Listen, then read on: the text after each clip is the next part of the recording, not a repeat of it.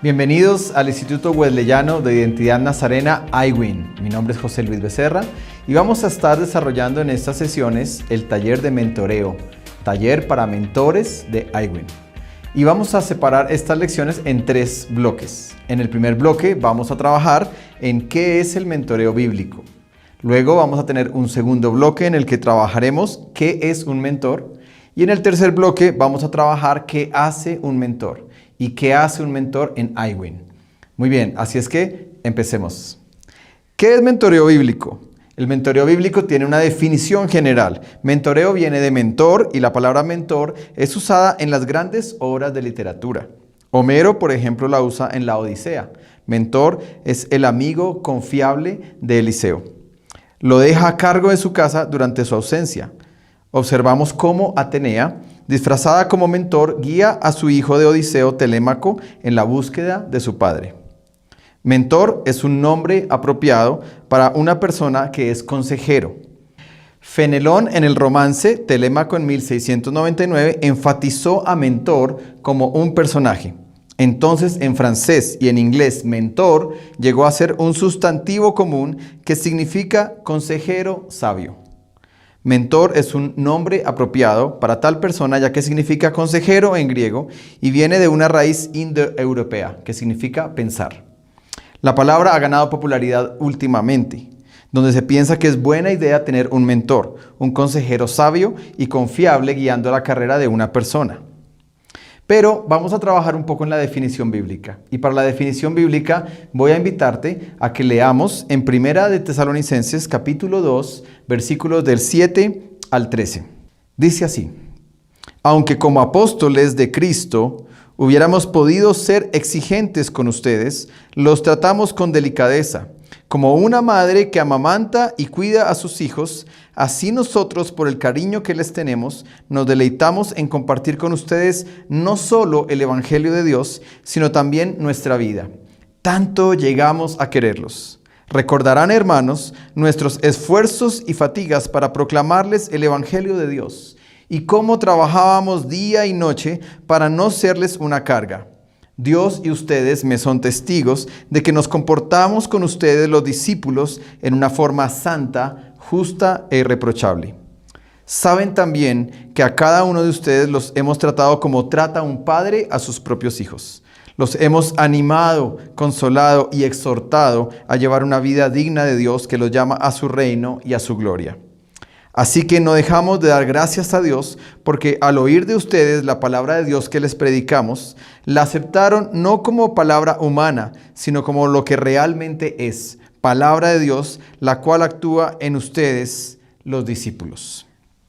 Muy bien, este pasaje tiene 4 partes muy interesantes y voy a poner ahí una gráfica que tú estás viendo en este momento, donde hay 4 elementos esenciales para definir la palabra mentoreo bíblico. Y Pablo lo dice así. La primera es que ellos cuidaban a los discípulos como una madre cuida a sus niños.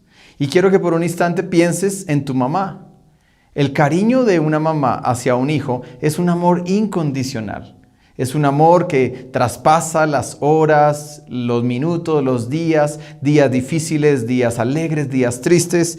El amor de una mamá es un amor incondicional. Y si ves el versículo 7 y 8, para meditar un poquito en eso, dice: como una madre que amamanta y cuida a sus hijos, así nosotros, dice el apóstol Pablo, por el cariño que les tenemos, nos deleitamos en compartir con ustedes no solo el Evangelio de Dios, sino nuestra propia vida.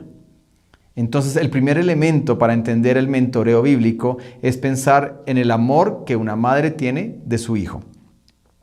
El segundo elemento está en el versículo 9 y 10 y dice que eran buenos ejemplos para los nuevos discípulos. Y dice así: Dios y ustedes me son testigos de que nos comportamos con ustedes los discípulos en una forma santa, justa e irreprochable. Si tú quieres comenzar a ser un mentor, lo primero que tienes que empezar a pensar en tu propia vida es la santidad. Vivir de una manera justa e irreprochable. Pablo le está diciendo aquí a la iglesia de Tesalónica que él se comportó con ellos en sus primeros días de caminata con Jesús de una manera santa, justa e irreprochable. Conclusión, el segundo elemento es que fue un buen ejemplo para los nuevos discípulos. El tercer elemento está en el versículo 11 y 12. Y el tercer elemento dice, ellos daban atención individual e instrucción como un padre a sus hijos. Interesante que aquí Pablo no solamente está hablando que cuando yo mentoreo a una persona tengo que amarlo como una mamá ama a sus hijos, sino que también dice que debo amarlo como un padre le da instrucción a sus hijos. Y dice ahí el versículo 11 y 12. Saben también que a cada uno de ustedes lo hemos tratado como trata un padre a sus propios hijos. Los hemos animado, consolado y exhortado a llevar una vida digna de Dios. Si tú quieres tener un discípulo, alguien a quien tú vas a mentorear dentro del proceso de iWin, vas a tener que pensar en el amor de un padre. No solamente en el amor de una madre, no solamente ser un ejemplo, sino el tercer elemento es ser el amor de un padre. Quiero que pienses en unos instantes cómo fue el amor de tu papá. Y yo recuerdo que en casa, cuando papá siempre decía una frase, todos mis hermanos y yo también me sentaba derechito en mi mesa, me ponía juicioso y sabía que la autoridad que papá tenía era irreprochable. Yo no podía levantar la voz a papá. Pero siento que ese fue el amor que Él dio a mi vida. Cuando tú mentoreas a alguien, entras en una relación, no solo de mamá, pero también de papá. El cuarto elemento que está ahí en la gráfica que estás viendo en este momento, dice, la palabra de Dios fue un componente esencial del discipulado. Y está en el versículo 13. Y dice así, así que no dejamos de dar gracias a Dios, porque al oír ustedes la palabra de Dios que les predicamos, la aceptaron no como palabra humana, sino como lo que realmente es, palabra de Dios, la cual actúa en ustedes, los discípulos. El cuarto elemento fundamental en todo proceso de mentoreo bíblico es que la palabra de Dios sea la autoridad en tu vida. Vamos a repetir rápidamente los 4 elementos y quiero que veas ahí la gráfica conmigo. Primero, comprometerse como una madre al desarrollo espiritual y al bienestar de los discípulos. Segundo, ser ejemplo de cómo seguir al Señor. Tercero, dar atención personal como un padre a cada discípulo. Y la cuarta es enseñar verdades bíblicas. Y en la gráfica vas a ver que de esa cuarta verdad, de enseñar verdades bíblicas, es algo tal vez que hoy en los procesos de mentoreo que hacemos en las iglesias cristianas, es en lo que más enfatizamos. Estamos siempre tratando de enseñar la Biblia, pero lo que quiero mostrarte hoy es que el mentoreo no es solamente enseñar la Biblia. Por eso hay 4 elementos. La Biblia es uno de los elementos. Enseñar la palabra de Dios es uno de los elementos.